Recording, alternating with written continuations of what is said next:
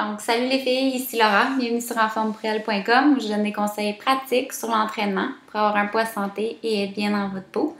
Donc, aujourd'hui, j'ai choisi de parler du gluten avec vous. Je pense que c'est un sujet qui est très, très important à aborder parce que il y a beaucoup de femmes qui découvrent qu'elles sont intolérantes au gluten. Donc, je vais un peu vous expliquer là, c'est quoi dans le fond dans la première capsule, puis après ça je vais rentrer un peu plus dans les détails dans la deuxième, puis vous donner peut-être des indices que vous êtes peut-être intolérante au gluten. Donc le gluten, c'est en fait une protéine qu'on retrouve dans le blé. On retrouve aussi dans tout ce qui est de seigle aussi. Donc, il faut juste faire attention aux sources qu'on utilise. Puis, il y a beaucoup de femmes qui ne réalisent pas qu'ils sont intolérantes au gluten. Puis, dans le fond, ils pensent que c'est autre chose. Donc, j'ai écouté une émission, un reportage justement sur ça. Puis, ça m'a donné cette idée-là, évidemment. Mais ça me disait en fait que il y a des signes comme la dépression. C'est sûr que l'indigestion, c'est le premier. Puis, moindrement qu'on est gonflé, on l'associe tout de suite au gluten comme que ça ne peut pas être nécessairement le gluten.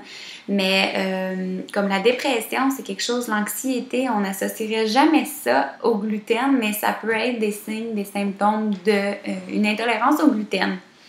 Donc, ce que ça fait, en fait, c'est que notre corps a de la misère à digérer justement ça, puis il va créer des signes ou des symptômes qui peuvent être différents d'une personne à l'autre.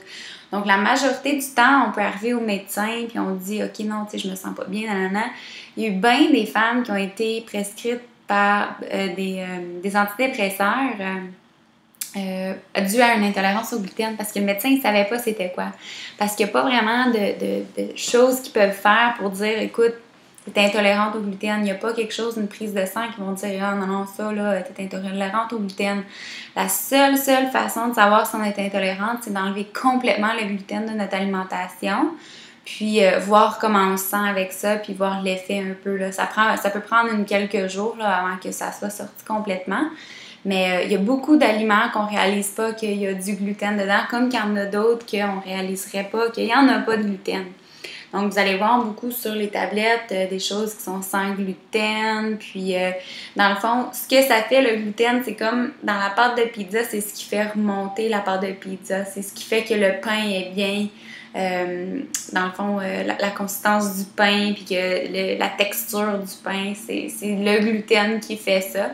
Donc, vous allez remarquer que dans les produits sans gluten, des fois, les gens ils vont dire « Ah non, c'est vraiment pas bon. » Justement parce que c'est peut-être plus dur ou c'est moins appétissant côté texture. Donc, au moins, par contre, il y a des alternatives. Puis, il y a beaucoup de produits qui sortent avec le sans gluten. Donc, ça peut être une option. Dans la deuxième capsule, je vais vous donner un peu des trucs, qu'est-ce qui est pas, qui est sans gluten. Donc, vous n'êtes pas obligé d'aller tourner vers les produits qui sont indiqués sans gluten, mais il y a beaucoup de choses dans notre alimentation qui ne le sont pas. Donc, j'ai aussi des petites recettes, qui sont super bonnes, même que je ne suis pas intolérante au gluten, mais je les adore quand même. Là. Donc, je vais pouvoir vous donner ça dans la deuxième capsule. Une autre chose, en fait, qui est important à remarquer, c'est de regarder les symptômes que vous avez. Donc, je vais vous laisser un peu savoir c'est quoi maintenant. Donc, il peut avoir, justement, comme je l'ai dit, l'anxiété, la dépression, le gonflement. Il peut avoir l'acné, ça peut être sous forme d'eczéma, ça peut être, la peau peut parler beaucoup.